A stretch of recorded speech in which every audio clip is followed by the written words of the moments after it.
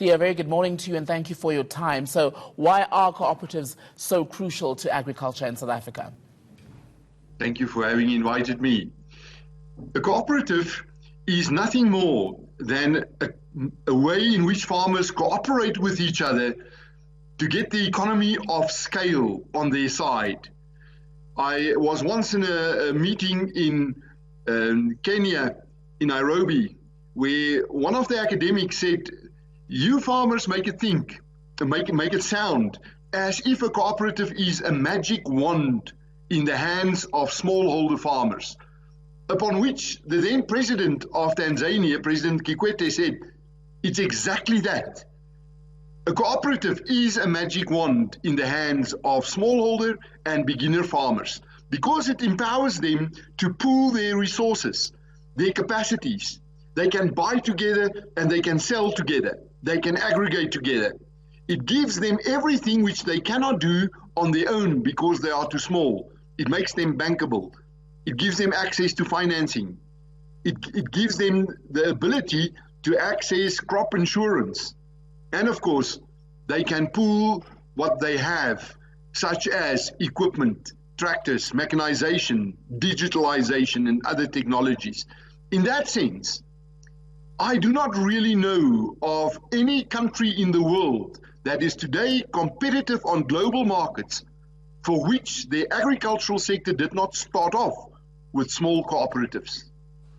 And what is the measure of the success of cooperatives in real terms in the South African context? Have we been able to quantify that over the years?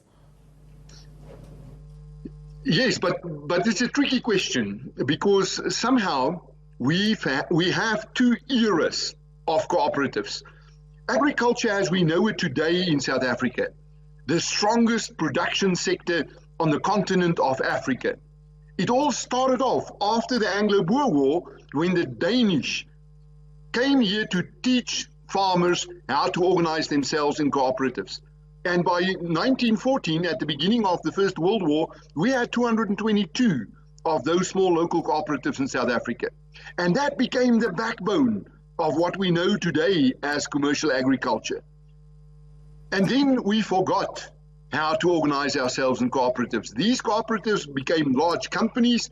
Today we still refer to them as cooperatives, but many of them are listed on the JSE and some of them are now foreign owned.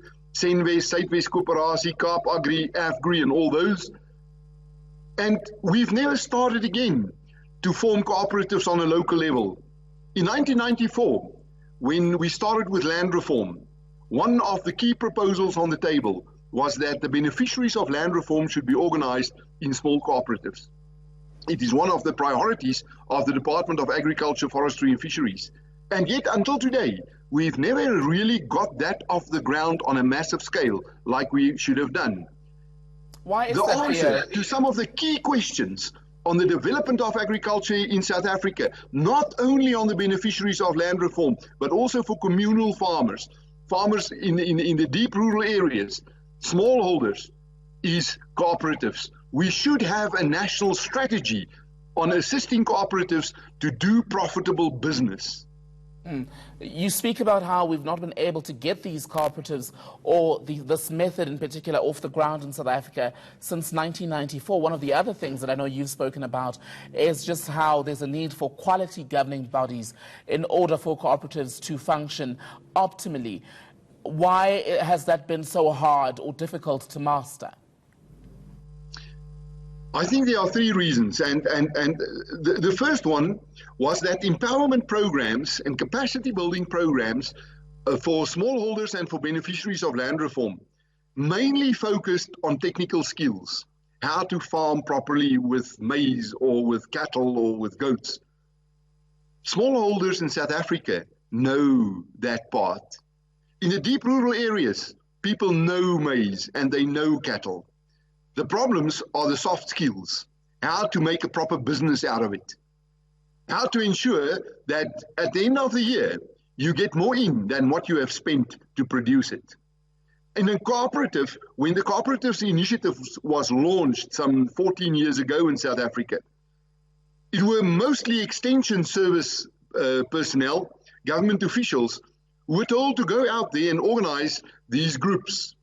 But they were mostly run by government officials. It was not like empowering a small business with a number of farmers in those. And for many of these smallholder farmers, some of them with whom I spoke yesterday in our area in Limpopo said they see these cooperatives as a way in which government control their businesses. So they shy away from that. What we really need to do is to get those mostly women and a special focus on youngsters who see their future in farming. We must get them together and give them a very practical course on business development and business management, and then set up the cooperative and put it in their own hands. No proper businessman, businesswoman want government to have a finger in their pie. We must spawn them.